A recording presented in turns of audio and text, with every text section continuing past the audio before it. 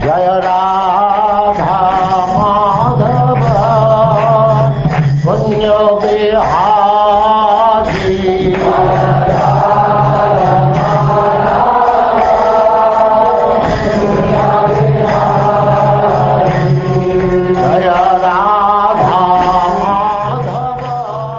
And now chapter 19.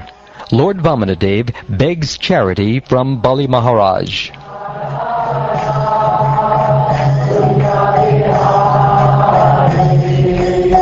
Gopijana Vallabha Girivaradhari.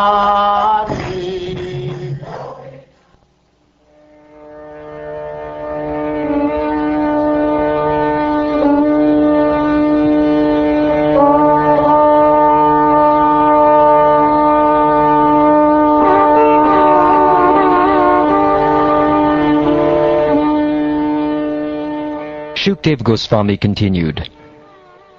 When the Supreme Personality of Godhead, Vamanadeva, heard Bali Maharaj speaking in this pleasing way, he was very satisfied, for Bali Maharaj had spoken in terms of religious principles.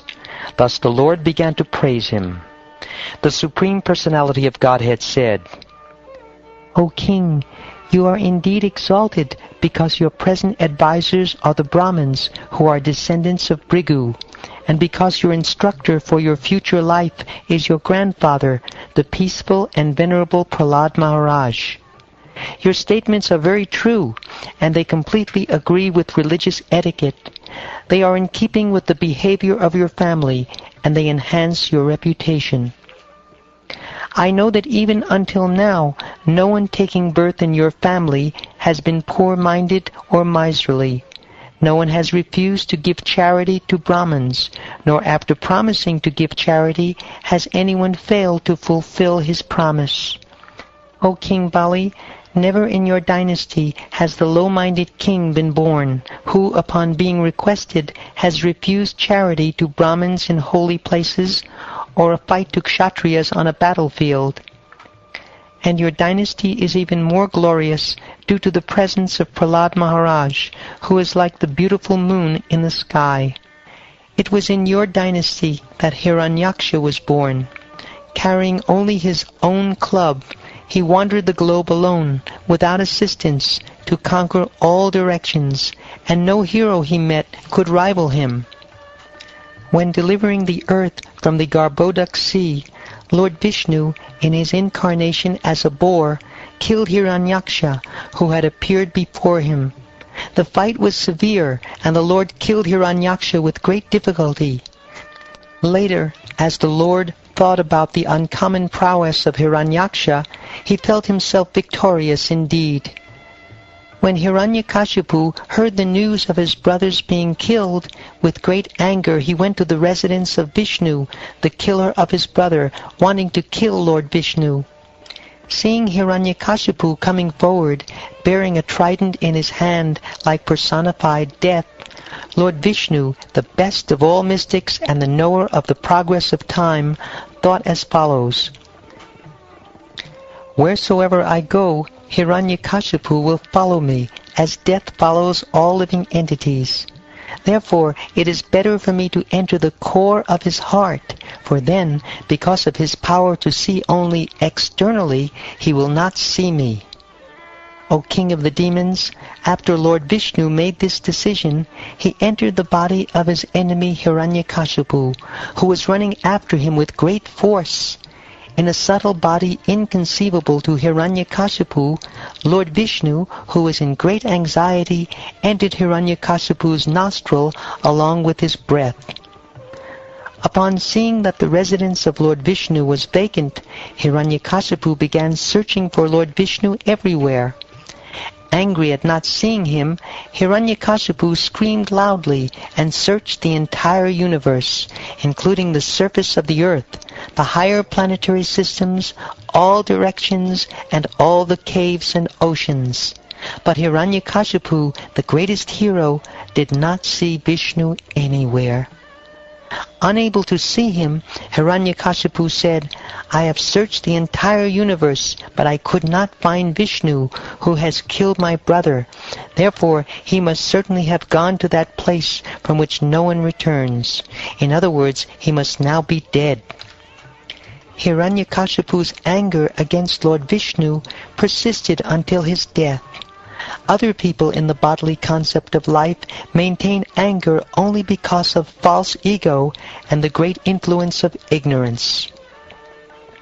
Your father, Virochana, the son of Maharaj Prahlad, was very affectionate toward Brahmins, although he knew very well that it was the demigods who had come to him in the dress of Brahmins. At their request, he delivered to them the duration of his life. You also have observed the principles followed by great personalities who are householder Brahmins, by your forefathers, and by great heroes who are extremely famous for their exalted activities. O King of the Daityas, from your majesty, who come from such a noble family and who are able to give charity munificently, I ask only 3 paces of land to the measurement of my steps. O King, controller of the entire universe, although you are very munificent and are able to give me as much land as I want, I do not want anything from you that is unnecessary. If a learned Brahmin takes charity from others only according to his needs, he does not become entangled in sinful activities. O son of a Brahmin, your instructions are as good as those of learned and elderly persons. Nonetheless, you are a boy, and your intelligence is insufficient.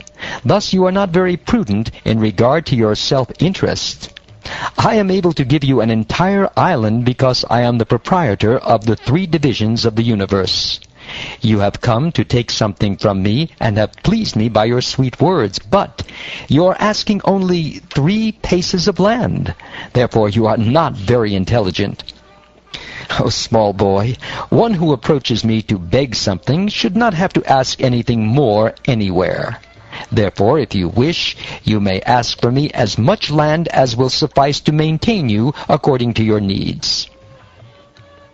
O my dear King, even the entirety of whatever there may be within the 3 worlds to satisfy one's senses cannot satisfy a person whose senses are uncontrolled. If I were not satisfied with 3 paces of land, then surely I would not be satisfied even with possessing one of the 7 islands consisting of 9 varshas. Even if I possessed 1 island, I would hope to get others. We have heard that although powerful kings like Maharaj Prithu and Maharaj Gaya achieved proprietorship over the 7 dvipas, they could not achieve satisfaction or find the end of their ambitions. One should be satisfied with whatever he achieves by his previous destiny, for discontent can never bring happiness. A person who is not self-controlled will not be happy, even with possessing the 3 worlds. Material existence causes discontent in regard to fulfilling one's lusty desires and achieving more and more money. This is the cause for the continuation of material life, which is full of repeated birth and death. But one who is satisfied by that which is obtained by destiny is fit for liberation from this material existence. A Brahmin who is satisfied with whatever is providentially obtained is increasingly enlightened with spiritual power, but the spiritual potency of a dissatisfied Brahmin decreases as fire diminishes in potency when water is sprinkled upon it. Therefore, O King, from you, the best of those who give charity, I ask only 3 paces of land. By such a gift I shall be very pleased, for the way of happiness is to be fully satisfied to receive that which is absolutely needed.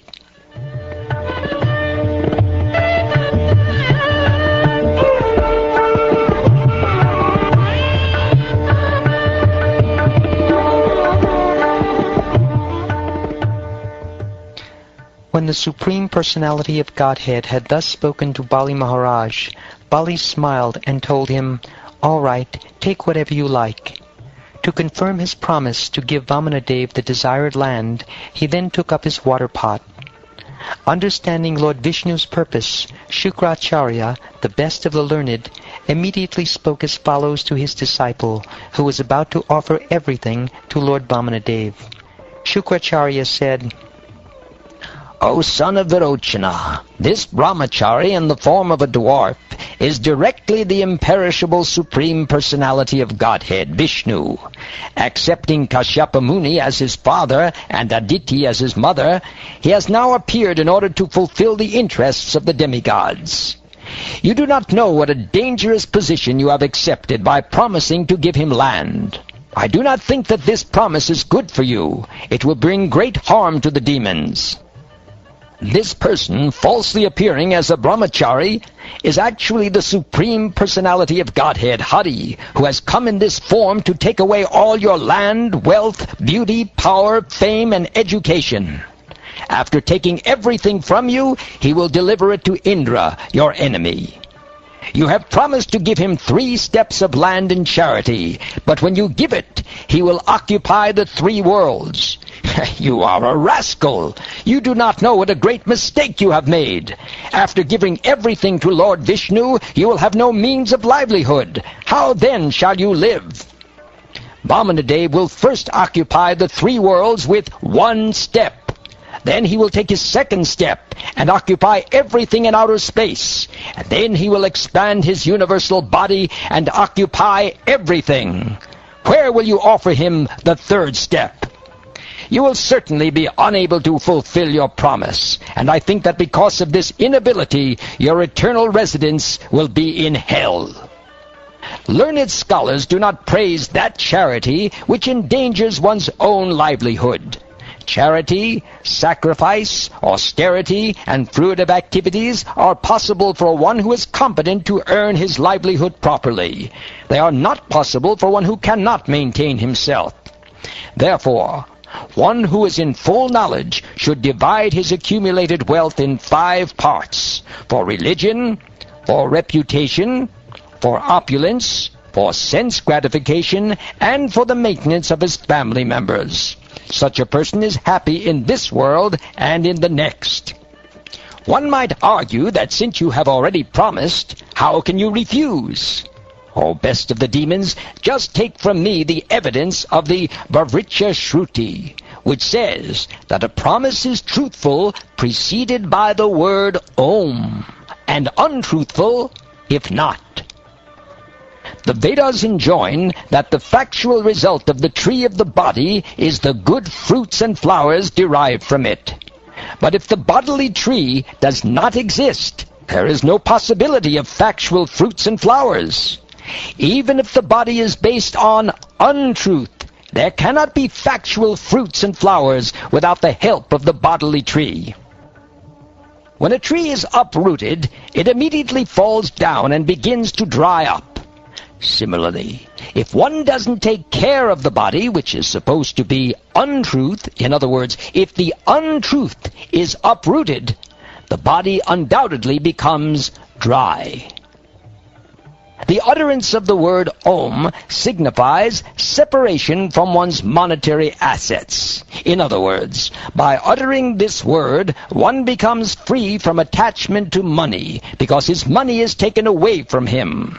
To be without money is not very satisfactory, for in that position one cannot fulfill one's desires. In other words, by using the word Om, one becomes poverty-stricken. Especially when one gives charity to a poor man or beggar, one remains unfulfilled in self-realization and in sense gratification. Therefore, the safe course is to say no. Although it is a falsehood, it protects one completely. It draws the compassion of others toward oneself, and it gives one full facility to collect money from others for oneself. Nonetheless, if one always pleads that he has nothing, he is condemned, for he is a dead body while living, or while still breathing, he should be killed. In flattering a woman to bring her under control, in joking, in a marriage ceremony, in earning one's livelihood, when one's life is in danger, in protecting cows and Brahminical culture, or in protecting a person from an enemy's hand, falsity is never condemned.